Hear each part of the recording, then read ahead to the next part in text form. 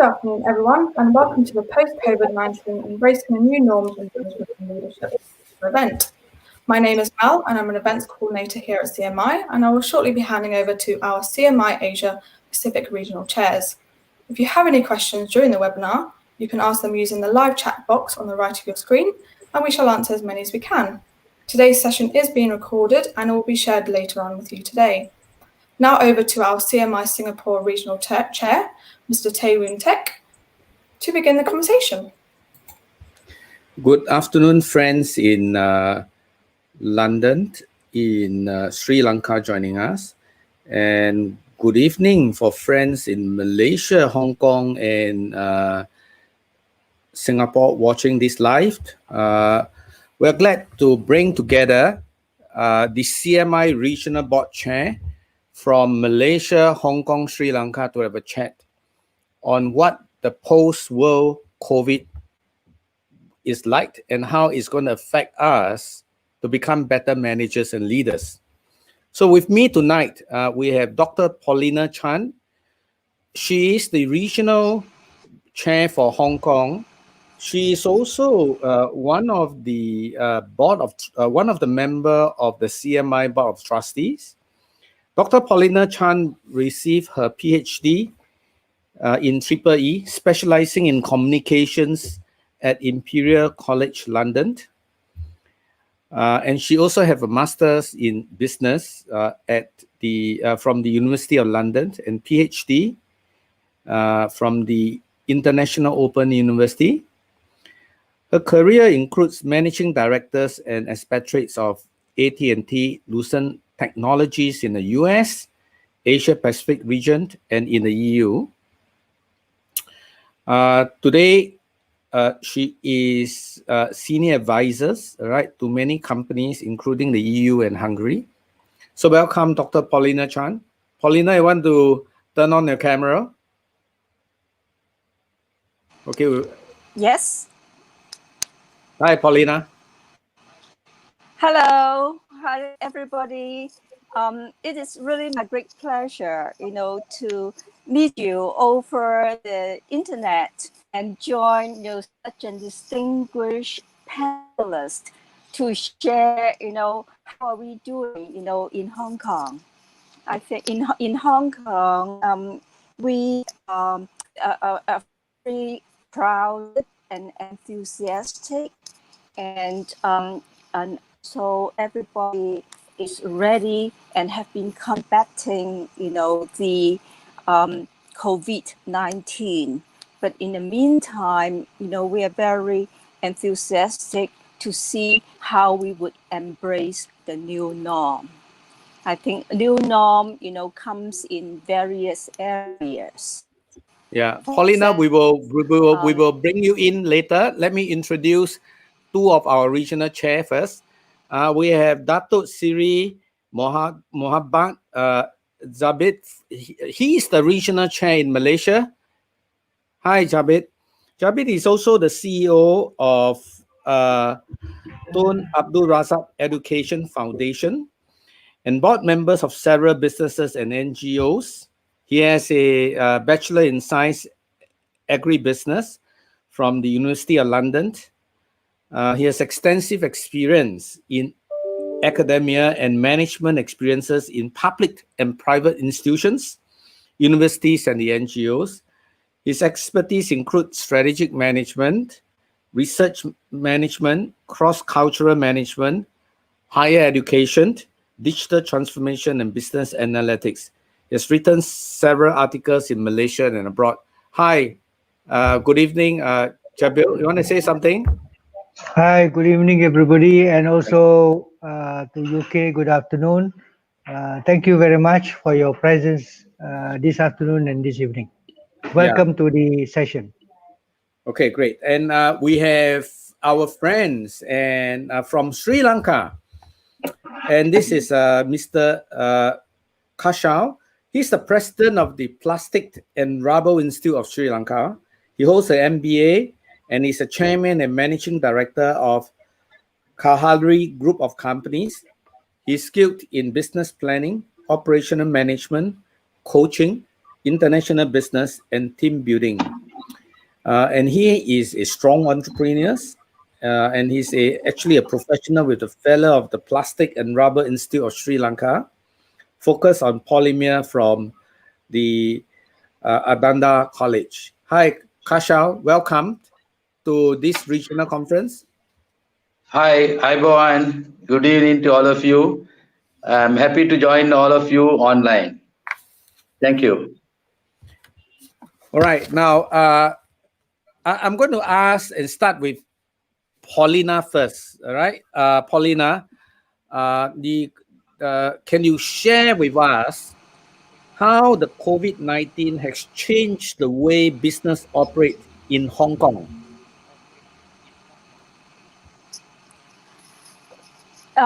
Thanks for the question. I think Hong Kong is the home of over 1,500 regional headquarters in the world, and it across all 23 business segments according to the Wall Street categories. Among those, the service industry, the consumer industry, as well as the public industries.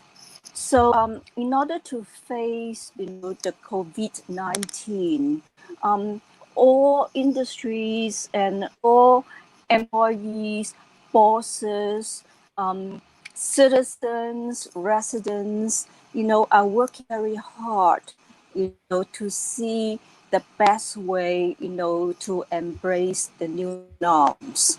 For example, there are work style changes, a blended way of work from home and also in the office.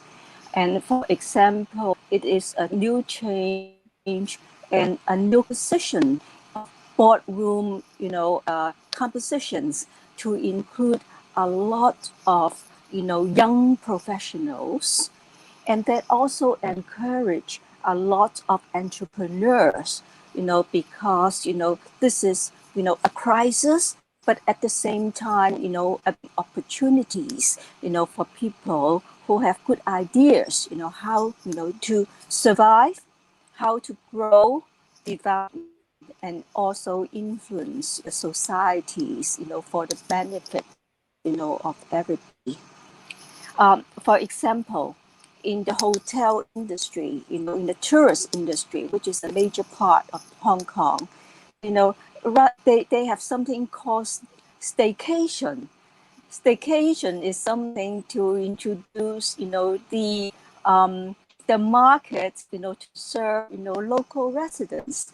So not able to travel abroad, as often or as convenient as before. People relax, and go to visit and stay, a family to take vacation, in a hotel. This is just an example. For business, for example, in a corporate environment, or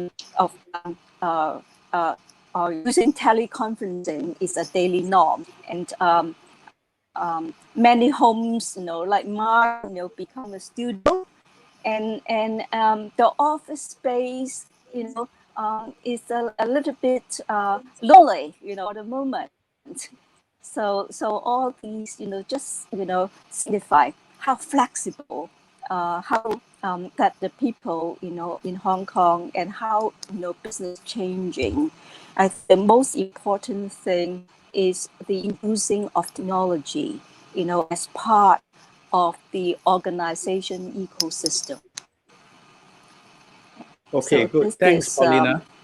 Yeah. good start. Mm-hmm. Yeah. I'm going to ask Jabit to give a perspective of how COVID has changed the way business operate in Malaysia. Jabit, over to you. Okay, right. Okay, thank you very much,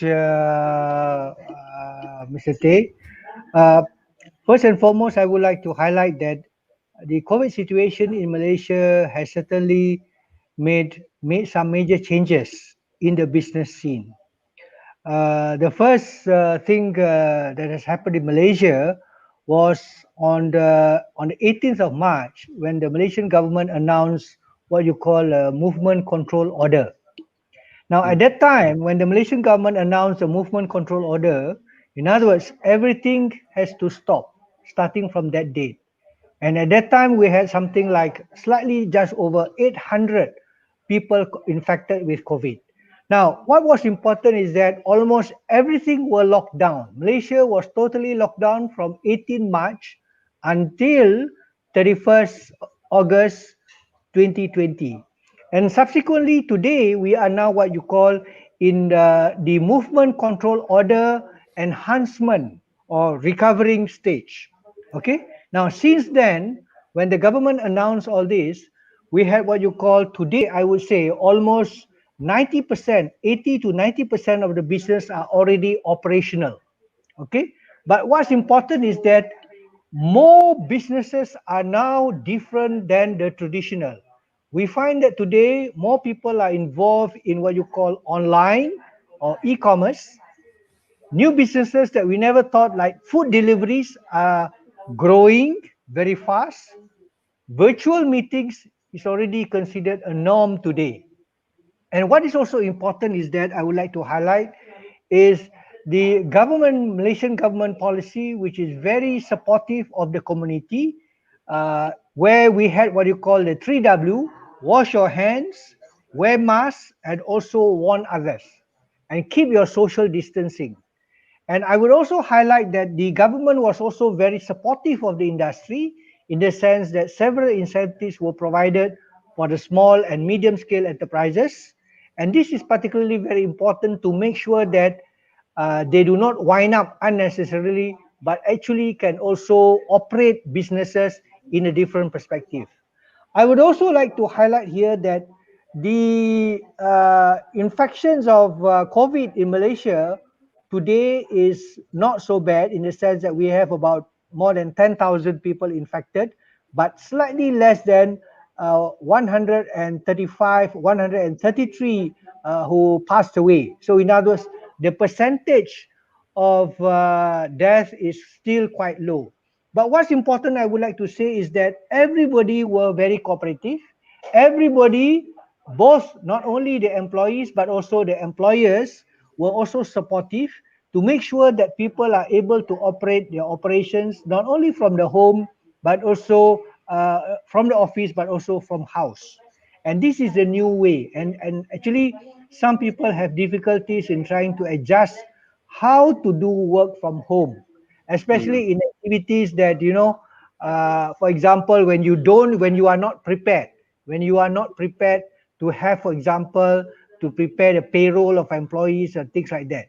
But in this particular respect, I can commend the Malaysian government policy in supporting the industry to make sure that no one is left behind under this COVID pandemic. But what is also important, fantastic, Jabit. That's good. Good update from Malaysia. We want to hear from Kashau in Sri Lanka. How has COVID changed the way business operates in Sri Lanka? Mr. Tay, thank you very much. I am actually with the COVID pandemic happening in Sri Lanka, I would say we are the government authorities have been able to bring in a lot of controls, and the community also got disciplined, and by which we have been able to keep up only 13 deaths so far, and we have only about 118 80 affected people in hospitals. Those are the people who have been coming from overseas, the expats of the migrant people from Sri Lanka.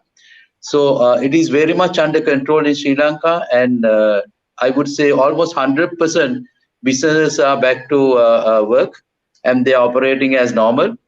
And of course, the same scenario that applies to any part of the world, we are also back in online businesses and meetings, and that had made really effective, because the people who couldn't meet each other from long distances, now they have been brought very close, and the meetings have become very productive. And even our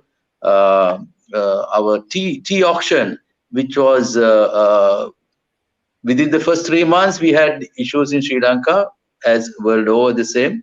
But within a very short time, we were able to go 100% online on tea auctions, and they were doing very well. And there are a lot of innovative things that has happened as a result of the pandemic in way of technology. Fantastic. Yeah, I think we all, many in Asia, hearing from all of you, we have coped well. Singapore is also doing very well in this area. In fact, the COVID has bring out the better side of the Singapore spirit. You will see that the business community are working closely to look at how to save jobs, how to balance life safeties, all right, and livelihood, and how to use technology. In fact, the pace of the change in the way we deploy technology to get work done, to service clients, has accelerated, right? Even the schools are now doing online learning. The business communities are doing a lot more Zoom and video conferencing facilities to reach out to the international community.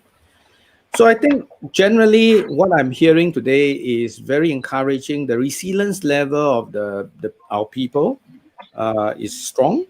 Okay, and in Hong Kong, in Malaysia, and in Sri Lanka, people are adjusting well to a new COVID environment. At this point, I just want my panel speakers to add on to anything that you want to say about your conditions. Paulina, any more things to add in Hong Kong? Hong Kong, we are very straight in observing social distancing. I think it's very important, and also wearing mask.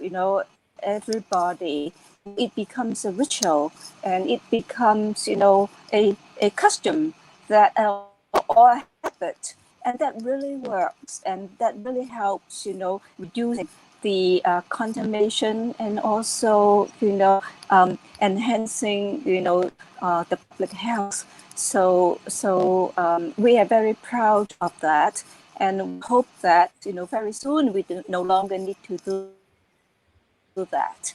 And for business wise, of course, we cope. Right. Okay, good. What about Zabil or Kashu? Any more things to add on the this area on how businesses are coping? Yes, I like to say here that the role of digital transformation is becoming more apparent in Malaysia. People are willing to accept and also to be adapting to this digital movement. For example, one of the things that I would like to highlight, that even in Malaysian public listed companies, when they have their AGM, it is conducted online. Yeah. It's very unusual. Okay. Yeah. Now, another important aspect that I would like to highlight, I'm not sure about other countries, is that in Malaysia, we have what you call a policy of tracking everybody wherever they go. And we have a system whereby through the QR codes, sanitizing, and also monitoring the movements. So in other words, if someone is infected with COVID, we will be able to track him or her where he or she went to in the last few days or communicated. So I think this is something very important, and we never thought of actually monitoring or actually letting people know where people are. And this, I think, is very important because the role of digital services is becoming more important and apparent today with the pandemic COVID-19. Yeah, correct. I think what is critical that we learn together is if everyone in the world practices social distancing, have the discipline to wear masks, and actually use tools like even in Singapore, our contact tracing has been very effective, so that we can contain the transmission. Life can be normal, and and we can slowly open up the international traffic to allow cross-border interactions to take place in a safe environment. So I'm glad to hear that this is not about a single specific country. That in the global world order, every one of us have to do our part to bring about a safer environment for businesses to continue, and this is the only way to save jobs and to provide livelihood to everybody in our respective country. Right now, in this regard, I think it's timely that I bring this up. Actually, CMI has published. If you can see in the screen, I'm sharing a screen. All right, CMI has published this Better Managers Manual, Managing the New Normal, and this is and this is available free for anyone to go to the CMI website to download them. It's a practical guide to navigate the impact of COVID-19, and I just wanted to show this content here, which I think is very useful. Is about staying engaged with our customers, suppliers, employees, and key stakeholders. All right, I think that is very important. And in this regard, I would like to ask my panel members, what are you doing to stay engaged with your customers, suppliers, employees, and key stakeholders? This time we will start from Sri Lanka. Our friend from Sri Lanka, Kashal. Yeah. In fact, the new normal have brought in new technology, and we have been each different companies have adapted different strategies in reaching their customers and their suppliers by way of using the online platforms. And also this had made things very easy even for the employees. One way it is advantageous for the employers as well as the employees. One thing is that the employee side, employers have found the true potential of the employees while working from home, right, and having good interaction with their customers and suppliers, and attending to their scope 100%, which have given more productivity, right, with the new normal by using this online platform. So that is a very advantageous situation that is there. And also I have come across many companies where the companies have permitted their employees, rather than being present at 8 o'clock in the morning to your workstation, if there is traffic, you come at 10 o'clock, by which you work from home until such time, right?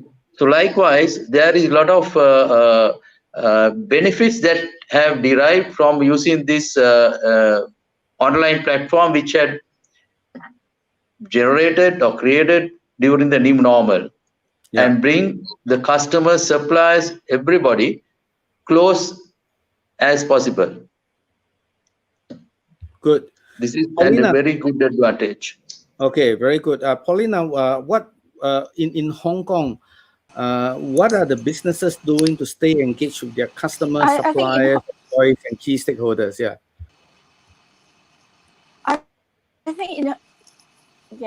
I think in Hong Kong, we find that it is even communications between, supply, customers, stakeholders, because, the use of telecommunications, the use of video conferencing, of all platforms, are really more frequent. And by doing so, the communications is more precise and also more certain. So it enhanced, the communication among all the stakeholders. And on the other hand, because of the regional and world, we also find that it is a heavy increase of transporter, data flow, and also shorten the cyber as well physical communications. I think this is an interesting phenomenon. Normally, stakeholder meetings or customer meetings, are on a less frequent basis. But however, for the last 6 months, it is more frequent, and this is good. Customers and among us getting better and better and recognition of each other's needs and satisfaction, and also very good feedback. And on top of that, also increased network of people. I think this is very important. I think this is a bonus, of that. Yeah. So I like to hear from, if this is the same being observed in other places. Yeah, I think in Singapore, what we are seeing is there's clearly in a COVID situation, there's a disruption to the supply chain. And customers and suppliers are learning how to adjust, manage expectations, and work out practical solutions to minimize the impact.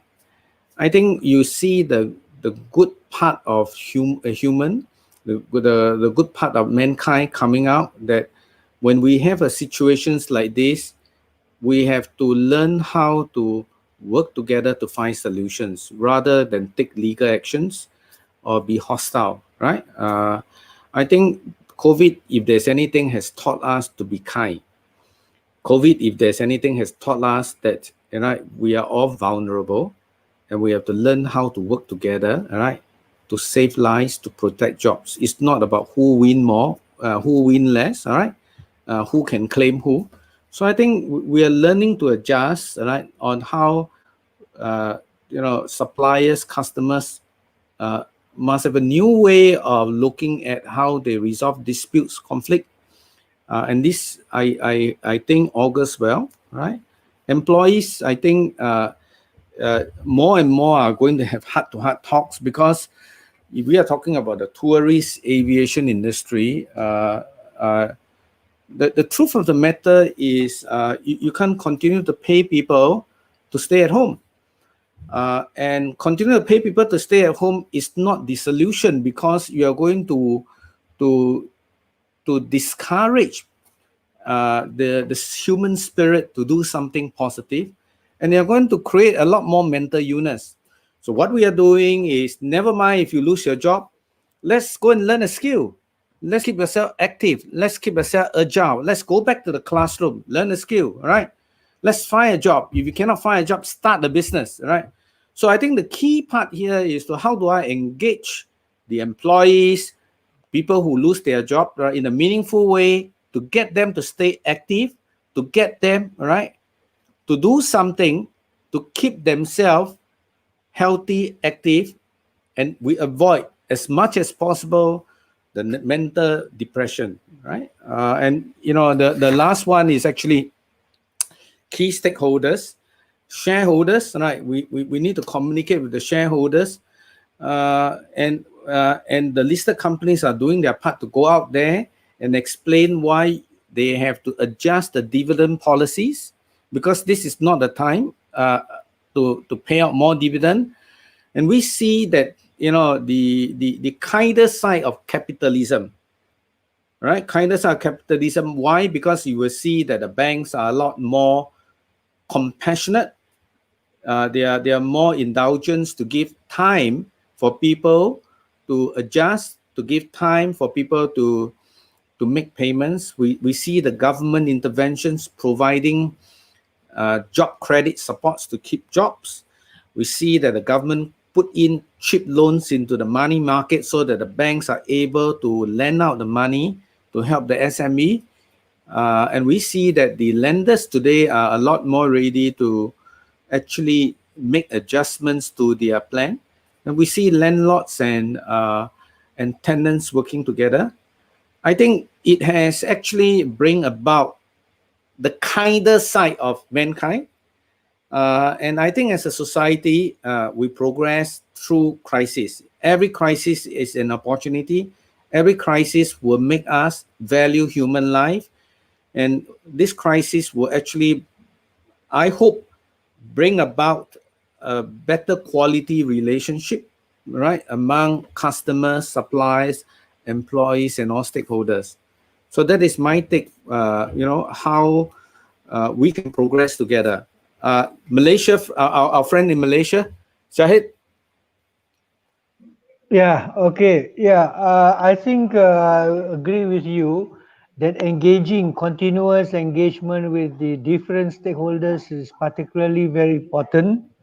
But I would like to highlight here that actually, since COVID-19, the movement control order, there has been a more frequent utilization of Yeah. what you call online platforms, as Paulina mentioned, and also people are becoming more innovative, more creative, and also what's so important is that they are able to accept, or adaptation to digital transformation is becoming what you call a way of life today, as you can imagine a few months ago.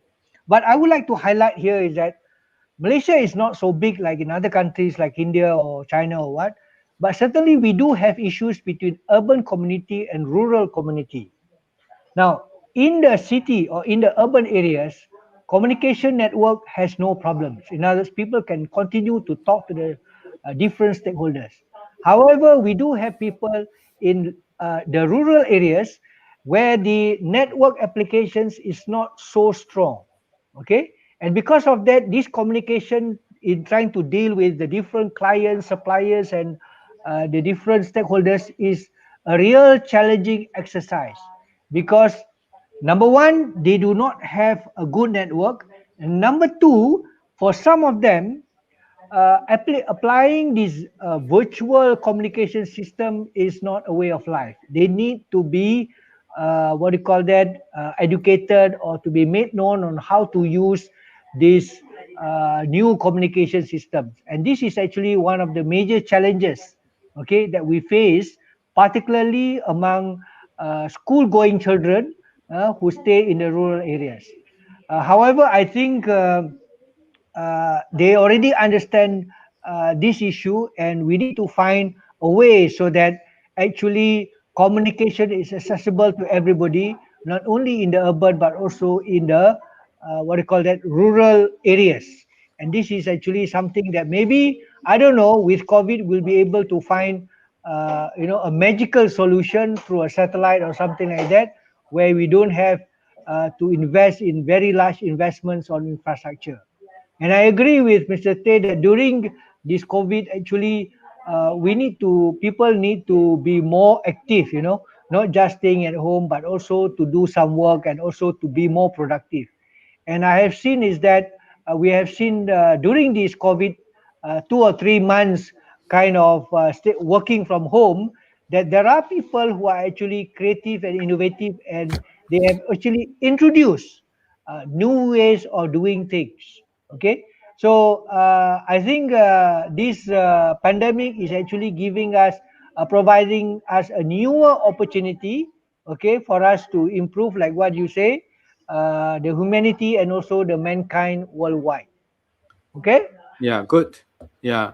So I think it's good to recap what we have discussed, and I just want to bring this up. This is the top tips coming from Anne Frank, the CMI CEO, and there's just 5 things here which I think makes a lot of sense. First is be virtually visible, over communicate, manage the mental health, practice agile management, and I think perhaps more importantly, manage with a human face. And I think to be a better managers, the reality is you need a lot of empathy in a scenario like this, and you need to manage with a human touch. I think the human touch matters a lot. We may not be able to see each other, but we certainly can make a call. And today, with all these video conferencing facilities, we certainly can send the warmth, the kindness, and also the caring to the employees, to the staff that we manage, right? And I think I'd like to bring the panel to talk about monitor mental wellness. Every day, if you look at the newspaper, there's not much good news to talk about. You're talking about people dying. You're talking about people losing the jobs. You are people talking about the geopolitical tension. All right, you have people talking about terrorism, right? And you have a very uncertain situations in certain part of the world where if it's not handled properly, can erupt into war, right? You have a very volatile financial markets, right? I was just checking, right? Stock prices are coming down, so there's not much. I would say there's not much good news. So if you are flooded with all the bad news, mentally, how do you stay strong? Mentally, how do you stay hopeful?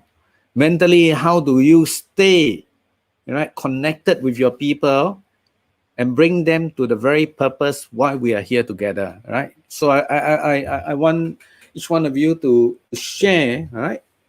How do you make sure the mental health of your people, are well? Paulina? This is a very essential, situation. I think leaders, and managers need to be very careful and very aware of the mental health of the colleagues, employees and partners, because for number one, said the scope of communication has expanded beyond the normal locality, so it involves a lot of cultural engagement, whether it be customer, partners, and stakeholders. So we need to really understand the various and also the variety of thoughts and also decision making. And by doing so, we need to be, empathetic, one. And then the second point is many of us, are quite concerned about future, of the particular business, the jobs, and also the balance on work. So extreme caution and measurements of flexibilities very important, not just from the leader perspective, but to form a very complementary partnership between, colleagues. Role of the boss all of a sudden, is also a coach. How to, communicate, how to expand, the understanding, to the team. It is very important. That would also end a lot of multidisciplinary decisions, because the company and the teams are normally, cross-disciplinary. It is a horizontal integration of making decisions. So understanding, empathy are very important, colleagues, and then of the leaders and the role of the managers, really have exerted measuring performance. Thank you. Yeah. Jabit, what advice would you give to many of our listeners here, right? How do you check in on the mental health of your people? Yeah. Yeah, I think I agree with what Paulina say. Actually, as a manager, as a leader, okay, to a group of people, what is important is to understand the social psychology of the community in which you are doing. And I like to mention that in Malaysia, we are in a multiracial, multicultural, and multi-religious community. And in such a context, we must understand the sensitivity of each community. And this is particularly very important because in a situation where you have such a pandemic, all right, how do you provide emotional empathy? How do you provide compassionate empathy to these people so that they can understand and also at the same time do something positive? For example, I know on one occasion, for example, I'm also in one NGO where they realized that during this pandemic, there are people who do not have enough resources even to get food for them or their family. And we know that there are NGOs during these difficult times providing such services, to the needy. And this is particularly very important. In other words, the support of the whole community to help each other, like what you say. And this is particularly very important to sort of de-stress people, because when you are in confined community or you don't have much time to meet people or talk to people and suddenly you have to go virtual, there is a psychological stress for some people, not to everybody, but to some people. And we need to encourage them to de-stress themselves by getting involved into more activities where they will be able to meet or communicate with people that they know of. Okay, and this is particularly very important because what we have found, for example, for the Malay community, okay, in Malaysia, the Malay community, I would say they are quite religious centric to some extent. So we need to provide this advice so that they will be able to, what do you call it, de-stress themselves, all right, of the situation. The same thing in other community also with their own religious faith, all right, that they can also de-stress themselves by doing some exercises, also some activities that will reduce their tension, feeling about what is happening in this world today. But what is also important, I would agree with you, Tay, is that uh, we must understand that this pandemic that is happening today is not the end of the world. This is not the first time that has happened. It has happened almost 100 years ago during the Spanish flu, and the world still continue. Okay, so we must be strong enough to understand that we need to that this is a period, a temporary period, that we must what do you call that, we have more resilience to cover the difficult times. Yeah. Okay. I think one of the things that I find important in communicating the positiveness and the good news is important. If we talk about the Spanish flu and talk about today we are a lot more blessed with medical advances. Today we are not a lot more blessed with technology to actually reduce the mortality rates, right, from COVID, right? And it's unlikely we will reach that kind of the mortality rate that we see in Spanish flu. But what I think is a lot more important is how do we deal with the mental state of mind. So I think two situations we need to watch very carefully. One is COVID is going to disrupt many jobs. Either the jobs disappear, right? Or the jobs have to be changed to a different form, or you just need to go back to build new skills or capabilities. And that's a reality. And I think that actually created a lot of fear to many employees. And I think we have to deal with that. Why? Because we have to deal with that and explain to people that the retrenchment has nothing to do with your abilities. Has nothing to do with, right, your performance. It's unfortunate that the job just disappeared and we just got to move on, right? And I think not only that you have to communicate the bad news very clearly without any ambiguity. The second thing you need to be able to do is to go about telling people, how are you helping them to find new jobs? How are you helping them, okay, to acquire new skills so that they can be gainfully employed, right? And I think it's also a time where we encourage a lot more people, and we are seeing this in Singapore, which is very heartening. People just say, I don't want to work anymore. I decided to be an entrepreneur. I decided to bake cakes to sell. I decided to start a small business. And I think all these are the human enterprising spirit that you can draw out from a crisis that will actually help to deal with the mental state of mind. And I think as a society and including the CMI movement, the reason why we are all here is to go out there to tell the community, all right, that there is hope.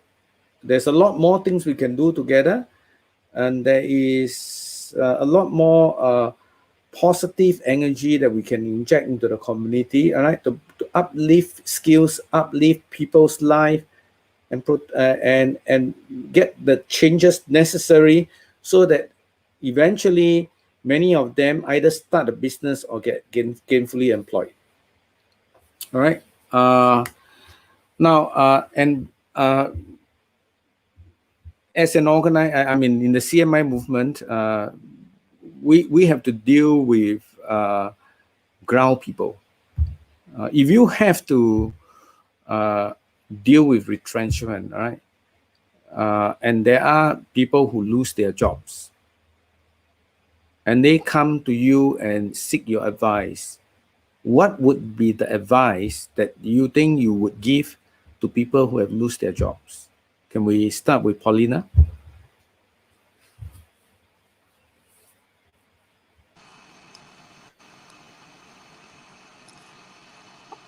I think the first thing I would encourage everybody, especially for the next generation of leaders, to equip themselves with technology business literacy, because technology is integrated in all segments, and this is very important that a leaders, business leader need to know what it is about, so that when they are using it fluently in doing business and making decision. I think this is the first thing, and this is new skill set on the situation. Another one is strengthen teamwork, and we have been doing it, you know, very well already, and it be enhanced, and it would transform, you know, in the digital world, and also at the, you know, digitized ecosystem. I think, you know, would be the new skill that is a consequence, you know, to proceed to be successful in that, you know, the COVID, and also to embrace the new norm. Very good. Kasha, what would be the advice for that you will give people to come to you if they lose their job? Actually, Mr. Tay, I would like to say that in Sri Lanka, this COVID situation, pandemic have created a new, evolve many businesses in Sri Lanka. Like it's not only the thinking of the people, but also the state. They think in differently, and the concept of developing made in Sri Lanka have developed to a great extent, where a lot of small businesses, new ideas, the indigenous industry which have been there, now they have come up, and lot of changes in their mind of thinking have evolved. So this had given a lot of opportunities for people to create, which had created new jobs, new opportunities. So it's not the same way they think. Right now, for an example, now this is the time that the whole world knows the glove industry have boomed, right? So the companies, the factories are expanding. Likewise, there are many opportunities which are created. So this had given for employees. If one sector is going closed or minimizing their activities, there is another industry that had evolved is giving opportunities. So people have to think of the change. They got to make adjusted. They have to adapt themselves to the change. You cannot be in a frame of mind to say, sorry, I am IT expert. I do only the IT. You got to be multi-skilled, and the norm is you become multi-skilled, you have the opportunity, but you stick to your own way of working, then you become a loser. So I feel the present context, the things have changed so much in the younger generation also. Even not only the younger generation but the seniors, they also think differently and getting adjusted to the situation. So this is the new norm, I would say, and it is for good. Yeah, thank you. Thank you. Javed, what about your perspective? How would you tell someone who have lost their job in Malaysia? Yes, I think what they need to do is basically to have a positive attitude. In other words, the first thing is to relook at the skills and competencies that you have, particularly, and knowing today that, like Paulina said, technology literacy and digital literacy is becoming more important. And also, like what Indra has also mentioned, the importance of having multi-skill. Okay, so those were the days where you talk about being focused in certain specialized areas, but today you need to know more than one. And what's important is that if you want to survive today, whether you are a baby boomer or you are a Gen Y or millennials, okay, there is a need to re-strategize your future to get work, so that how your skills and competency can fit into this new digital development and ICT tech savvy phenomena. Okay, and this is particularly very important. And I would also like to highlight here is that we need to understand that the learning curve for many people have got to start now. If we don't do it now, then we'll be left behind, and then it will be a very painful exercise. Now, what is also important today is that I think for people who would like to seek new opportunities and greener pastures, try to learn to be patient, listen to people, and seek their advice. Okay, whatever advice they may give, and then start to think whether those advice or what you have learned is actually relevant to the context in which you are in. Some of it is relevant, some of it is actually needs some adjustments for you to what do you call that, apply it in your own context. Now there is also something that I would like to add is that we need to review, okay, our understanding about digital awareness, about digital tech savviness, and also how to use these applications. For example, people say that I only know how to use Zoom. So when people ask you to use WebEx, they say I don't want, you know. So this is something that we need to understand, that you need to be very adaptive or very agile under the current context. And agility is particularly very important under this, what you call, this dynamic changing world. Now, unless we are willing to change our attitude, unless we are willing to have a better aptitude to learn new skills, we may have some difficulties to make adjustments under the what do you call that, new norms or pandemic, COVID-19. Yeah. Okay. Okay. Thank you. Yeah. Thank you for your input. All right. Adjusting to new normal.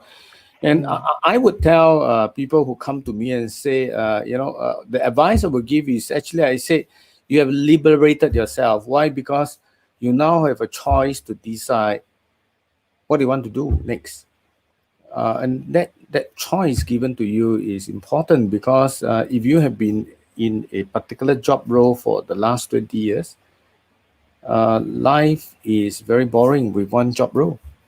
And in today's world, it creates many opportunities.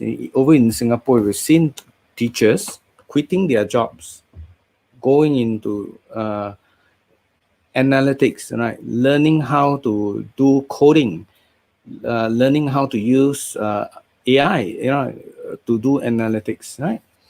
We've seen the air stewardess now moving on to nursing, to learn how to care, to give love, to give, care.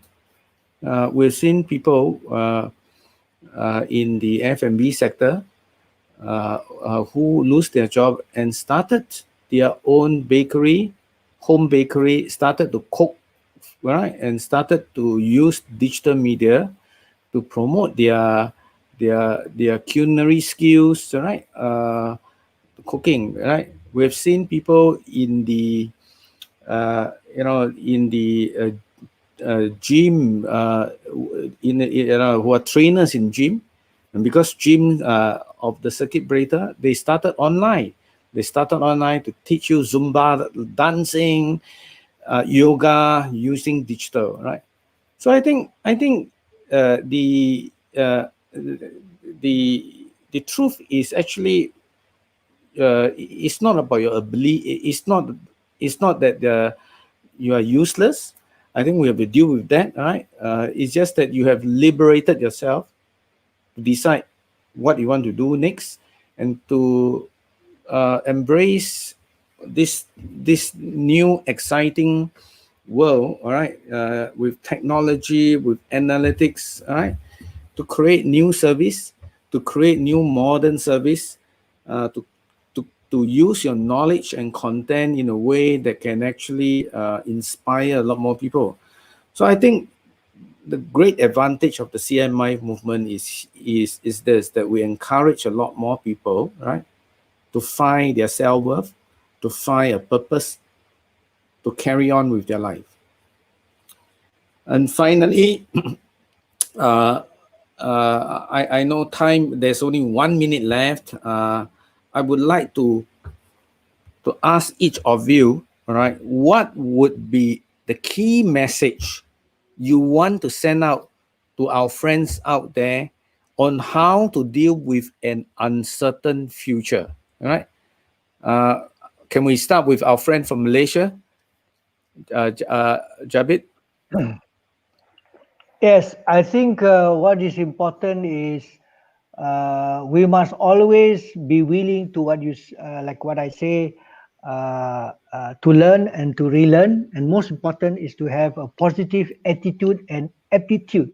Mm. Okay, whatever you're doing now, if the job will be gone, don't worry, there is always a new job that is available. But the problem is whether you are willing to change according to this new world kind of work. And as if you want to be successful, we need to be agile. Okay, and this is particularly very important. And I believe if we have got this agility, we should be able to survive anywhere in the world. You Yeah. know, there is enough for everybody, and not to be worried that you keep your old job.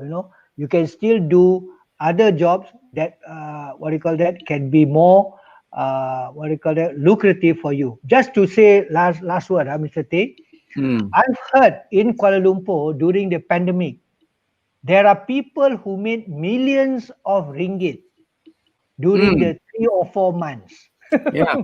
you know, so you Yeah. hear a lot of people losing jobs, but you didn't hear that a lot of people became instant millionaires. Yeah. During the Yeah. pandemic. Why? Yeah. Because they were taking the right opportunity, okay, that require their services or their products or whatever it is. So you see, it's Fantastic. not Yeah. always. Yeah. So Yeah. I believe, if only we can keep ourselves, we have a positive attitude and aptitude, and also willingness to learn and relearn. We should be able to survive anywhere in this world with what do you call that, post COVID-19. Thank Okay. you. Very good. Yeah. Paulina, over to you. What would be your advice to people out there to cope with an uncertain world? I would say, the first thing, we all need to be, whether we are in leadership or in members team role. I think to embrace, just now, the change, in a very positive attitude, because with all the challenges, there are opportunities, and we should focus on the opportunities and how to work together, using technology, using teamwork, and to develop, to open up, a new milestone. I think we have not seen anything yet, and we should not just, look back and say how tough it has been, but let's see, with all these difficulties, what open up, to our future. And I also encourage all the, future leaders, next generation leaders. The world is open to you, and all the seasoned and experienced here. And one thing good about COVID is we have a complementary partnership. You can see, experience and technology come together, new ideas and insights also, and we really, just starting, and we would eat, and I really, a very bright future, not by locality, but to the region and also to the whole. This is, and just hope this is how we would work closely together. Great. Great. Thank you. Thank you. Kashal, over to you. Yeah, and, actually, I agree to Pauline and Zabid. In this scenario, there is nothing that is constant than change. So this is practically proven, which we have seen to ourselves during the past few months post COVID. So I think with the right attitude, with you got to get yourself adjusted to the situation, gets yourself trained, look into new ideas. With new ideas, because you will have a lot of new opportunities coming up. Get ready to face it. Even in Sri Lanka, CMI, we have a lot of new ideas coming in with the members, because the places that we could reach before the pandemic, we are reaching now through online. So I think the right attitude, the positive mind, adaptability these are the key words. If you can really practice it, you are a winner. So Fantastic. every crisis, there is an opportunity. Yeah. So I think it's the time for us, all of us, managers, everyone, to think differently and get yourself adjusted to the situation and think innovative. Be positive. Thank you. Very good. I think as CMI, in the CMI community, as managers, in facing a crisis and leading the team, it is necessary that we exalt hope, we exalt energy, and we lead the people by walking the journey with them. It is more than just the words that you hear about being agile, being adaptable, being flexible. I think all of us here, as to be better managers, is to step forward, take action, make the change ourselves, and demonstrate to our people, if I can do it, if I can learn a new skill, right, so can you. And I think that brings out the better part of our mankind. And that's why we are here in the CMI community, to promote better managers, right, that inspire a lot more people, right, to exalt hope, make the change, right, and lead a purposeful life. With that, thank you very much, my distinguished, esteemed panelists. Thank you for your sharing, and I hope all of you out there have learned something in this 1 hour of sharing from the regional board from CMI. Over to you, Mel. Thank you. Thank you very much for everyone who joined us today. And thank you all of the panelists as well for your insight and expertise. If you're a member of CMI, please log on to Management Direct via the link in the live chat comments. And if you're not yet subscribed, the live link is in the live chat comments as well. Thank you again for everyone who's joined us. Hope you found it very useful. And thank you again for all the panelists.